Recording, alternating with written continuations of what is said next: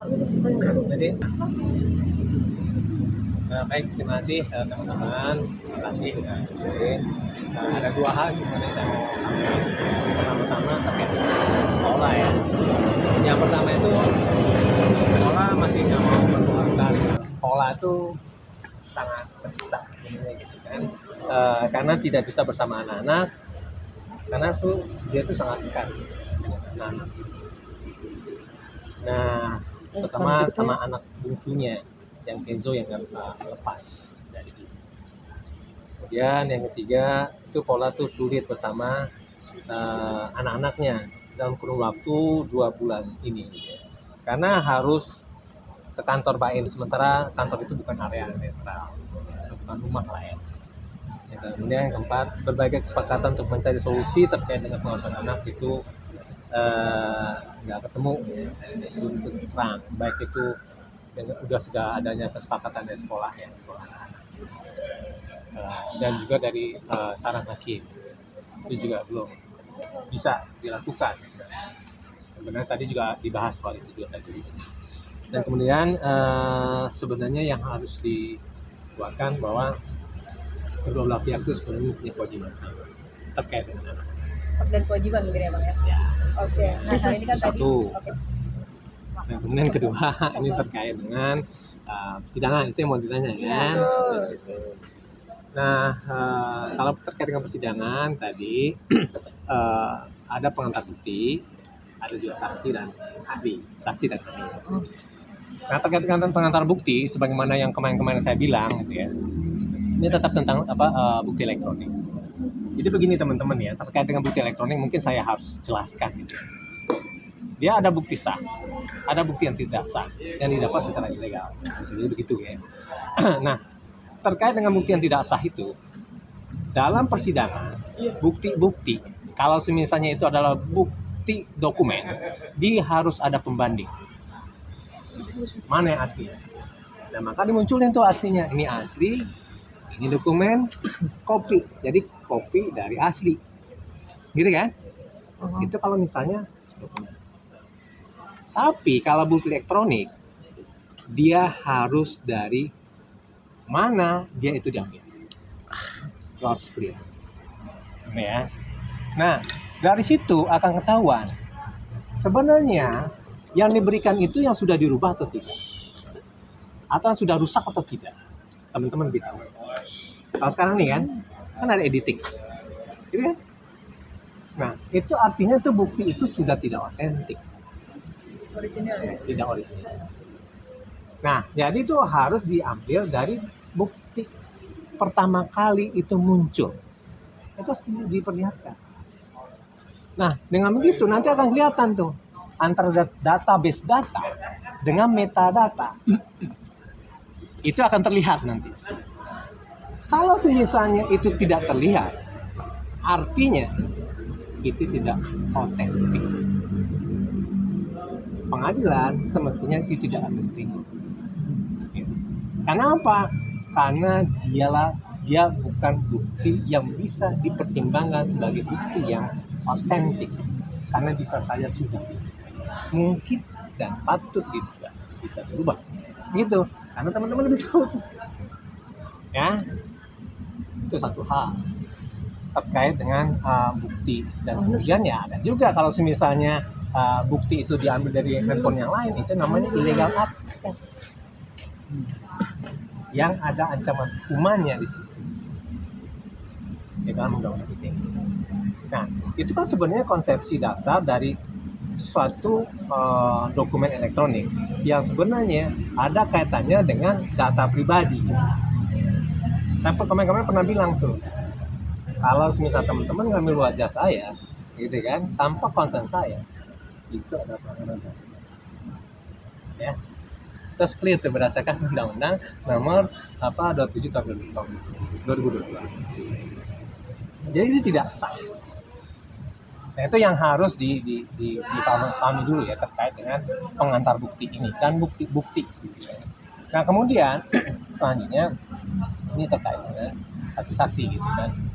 Ya, saksi-saksi ya kita menilai Ya ini kan versi mereka ya, nggak apa-apa sih gitu kan, apa aja. Tapi ya satu hal yang menarik sebenarnya, ya kita yakin dari kita klarifikasi tadi gitu kan, itu kan terkait dengan bukti, dan kemudian beberapa hal memang mendukung dalil-dalil kita malah gitu kan.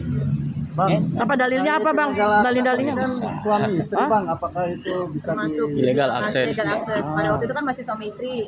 Enggak dong, tetap aja yang namanya ya kalau misalnya ada konsen ya oke, tapi kalau misalnya nggak ada konsen, nggak ada persetujuan gimana, nggak bisa lah. So contoh begini gitu kan, pin ATM itu bisa dibagi?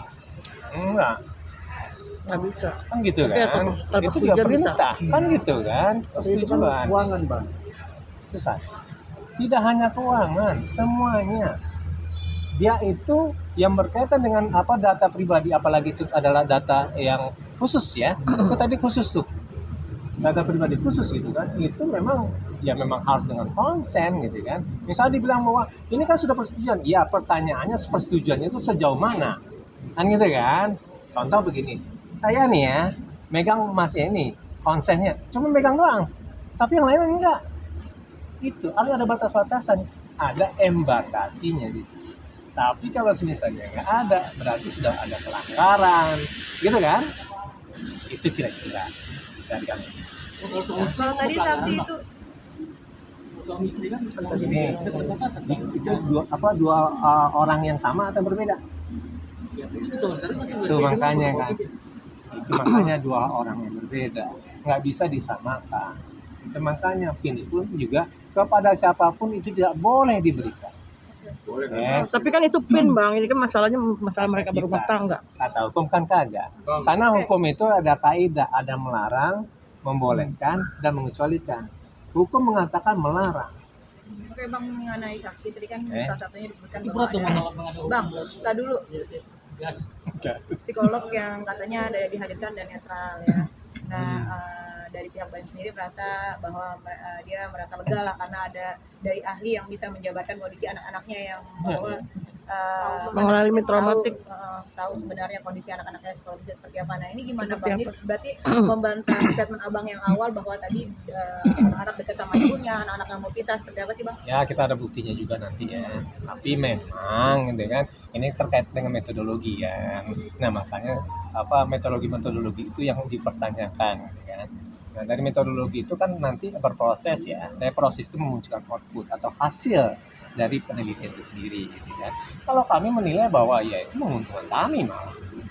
Abang merasa Menguntungkannya gimana bang? Ya itu nantilah, karena itu sangat sensitif.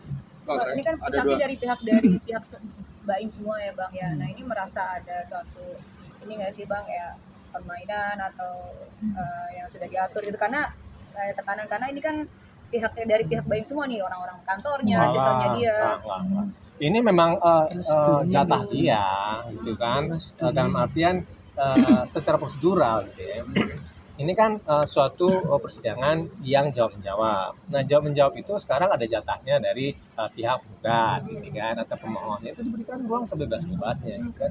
Nanti juga akan diberikan ruang sebebas-bebasnya bagi kami untuk mengkantornya. Itu makanya kemarin kalau misalnya saya puas sudah terbukti macam enggak, ini masih berproses. Oke? Bang, menanggapi isu bahwa ada kejadian mereka. Nggak terjadi. Nggak ada. Itu nggak terbukti apa-apa. Perempuan laki-laki Nggak ada. Di kamar. Saya nggak ngomong itu ya. Itu udah pokok perkara itu ya. Saya mengatakan bahwa tidak ada apa-apa di situ gitu kan. Bahwa tidak terjadi. membuktikan apa-apa ya. Nah, karena apa? Karena kita sudah nanya lebih dalam lagi gitu kan, bahwa tidak ada apa. Tapi mereka berdua. Saya nggak menjawab itu. Saya mengatakan bahwa pada saat ini tidak ada apa-apa. Tidak gitu ada ya. apa-apa bukan Dan berarti dia. kemudian, sekarang gini ya, itu materi gitu kan. Nggak boleh itu muncul gitu kan. Saya kan dari tadi kan ngomong tentang prosedural ya. Gitu ya. Oke? Oke bang, hari ini ternyata Paula sendiri nggak hadir, kenapa bang? Kenapa?